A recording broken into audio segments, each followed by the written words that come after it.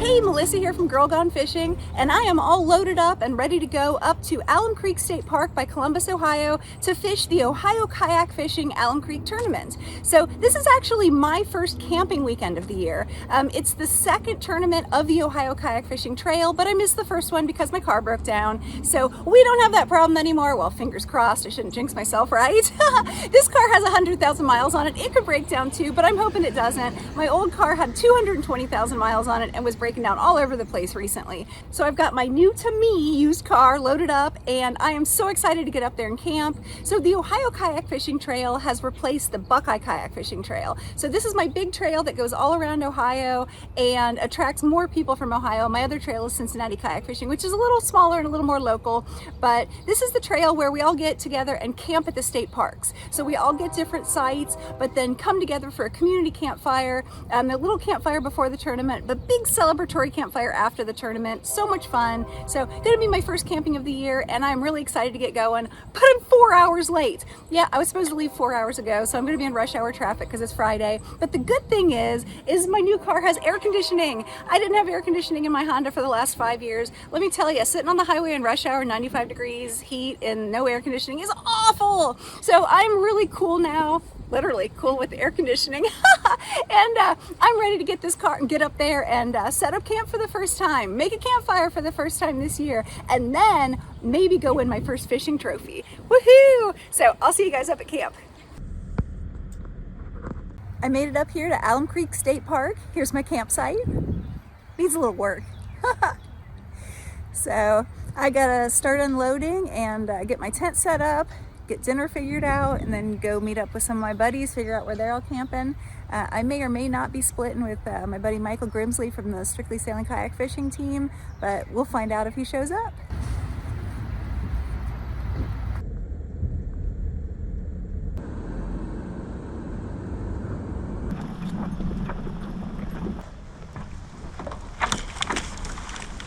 Well, I've gotten launched. It's 5:40 right now. Dawn is 5:45, so it is really dark right now. So I'm hanging out here at the ramp for about 5 more minutes until I head out there into the great dark unknown. Well, it's not really unknown. I've been here before. But yeah, so it's going to be high winds today. Right now it's about 46 degrees, going up to a high of 64. But unfortunately, it's 11-mile-per-hour winds right now, going up to about 17 or 18. So it's going to be another challenging day. There's been a lot of rain, so the water is pretty high and very muddy and churned up. So it's going to be interesting, but I would like to see a little more daylight. So there we go, first sign of dawn in the sky. I don't mind going out in dawn, but with it muddy and high like this, I don't want to go out in the dark alone. So I'm just going to hang out. We still have 15 minutes till line's in, so I got plenty of time. Convincing myself to push off from the dock in the dark alone in this high muddy water was really hard. It's scary out here. But the sun's starting to come up, dawn's creeping across the sky. It's going to make all the difference. In about 5 minutes, it's not going to be bad at all. Actually, right now, it's a lot better than it was when I took it off. But whoo! Proud of myself for doing it, but still scared. So I picked a boat ramp this morning that I've been to before. I've actually fished, this is the 4th time I've been on Alum. I've fished the lower end by the dam, the middle of the lake, and the upper end. And since I didn't have any time to pre-fish, I decided to pick the upper end. Once again, my electronics aren't working. I don't have a tournament next weekend. I'm gonna solve this problem. So next time you see me in a tournament, I'm gonna have electronics. But once again for today, I do not have a working fish finder. So I picked the ramp that's more shallow and has more like targets that I can see, visual targets on the shore. So that's the plan today. I'm guessing that the water temp is around like, I don't know, 57, 58, something like that. I have no idea because I don't have electronics and there's no one around me. So, but I am going to start with maybe a little buzzbait, crankbait, chatterbait, spinnerbait. I've got some finesse for when the sun comes up. I've got my Ned rig, wacky rig, jigs. So lots to do, and yeah, I think it's going to be a really good day.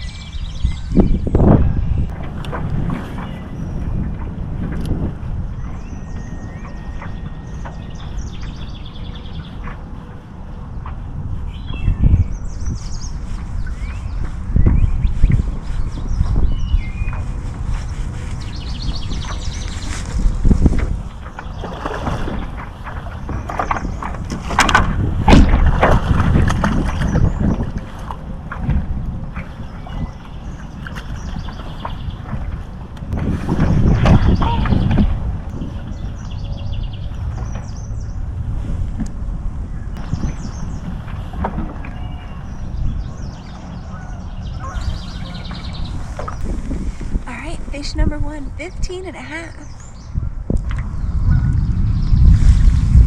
Oh, uh-oh.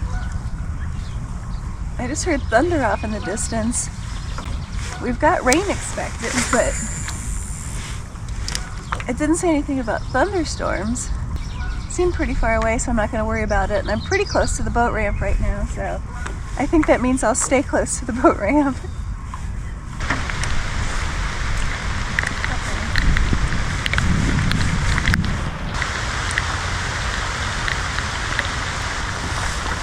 Look at those thorns.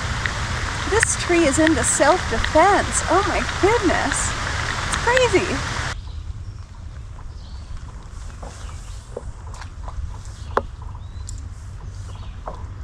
So this is a good example of how my day's been going. My casts have been going everywhere because of the wind, and it's not a consistent wind. That's the problem. You make the cast and then all of a sudden 17-mile-per-hour gust comes from your left and bam, that spinnerbait is wrapped around a tree branch.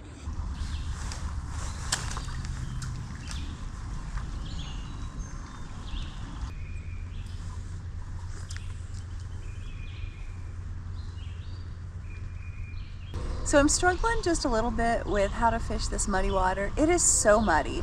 So my plan for today was to build off my success last weekend on the weightless Senko and finesse plastics. Last weekend I did really well throwing a weightless Senko shallow, and so that was kind of what my plan was for this one, was slow, methodical, soft plastics, shallow. I knew the area in my head. I thought it would work out perfectly. I did not count on about 1 inch to 1.5 inches of visibility because it's so freaking muddy from all the rain they've had here. And it's been so windy, it's just turned up and muddy. So when I get in an area like this, I mean, this is a perfect area for largemouth, right? And for kayak fishing for largemouth, because I can get back here in the shallows where the bass boats can't go.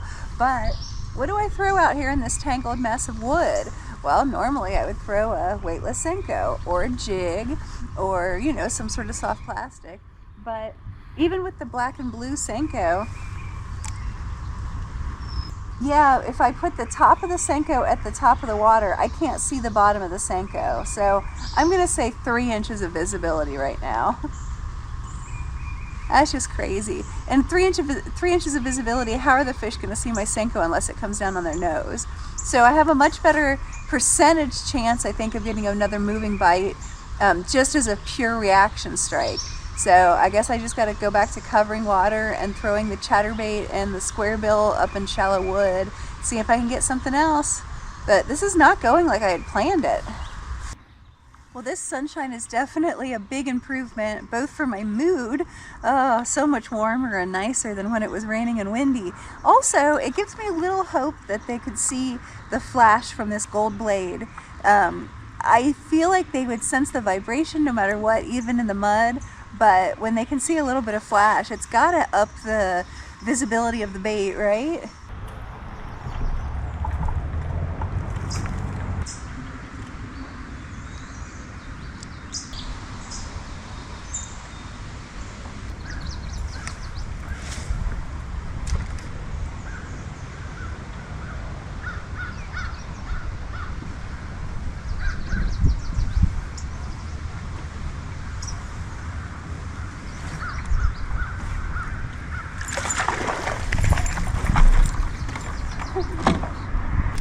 Oh my gosh, I got a spinnerbait fish. I never catch spinnerbait fish. I can't believe it worked. I mean, it's supposed to work. It's windy and dingy. That's when you're supposed to throw a painted blade spinnerbait, but it worked. I got a fish. It's been over 4 hours since my last bite. Oh my gosh, I needed this fish so bad. It's only fish number 2, but whew, that makes me feel so much better. I was so surprised I didn't even net it. I know some of the little fish that I net don't need to be netted, but I try to be disciplined about it and follow the same routine.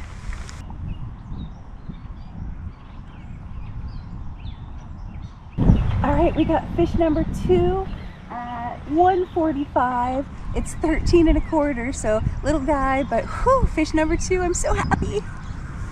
So those two fish together give me 28 3/4 inches. I'm 37th out of 54 people. So everyone is catching them, I think, on the clear end. I think I made a mistake by coming here on the dirty end, but we're gonna make this happen.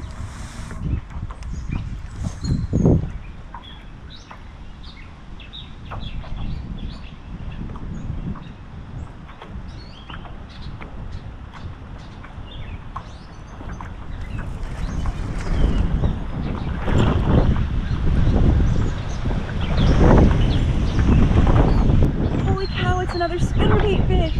Oh my gosh, I can't believe it.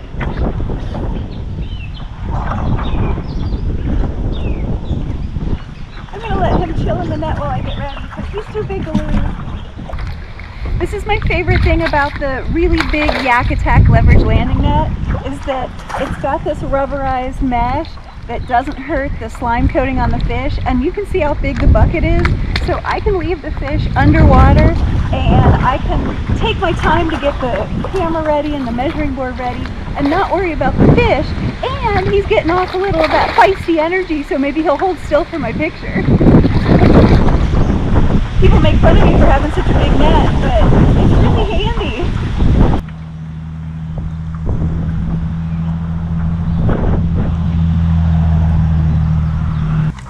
Alright, it is now 1:55, tournament ends at 3 o'clock. I have fish number 3, he's 14 1/4. Whew, on another spinnerbait. This is awesome. Alright, thank you, fish. Alright, that takes me to 43 inches for 3 fish, which is great. I'm in 33rd out of 54, which is not great, but I'm gonna keep going. I have 2 more to fill my limit. So I've been throwing a spinnerbait in the rotation all day long, but it was a different spinnerbait. It just had hammered gold and silver blades. So I switched to painted blades because I've heard that in dingy water painted blades are better. And I put a bigger, more vibrating trailer on also. And all of a sudden I've gotten 2 bites on it. So I don't know which of those changes made any difference, but I'm thankful. Maybe the bite just turned on, so I'm gonna get back to it. But how cool is that?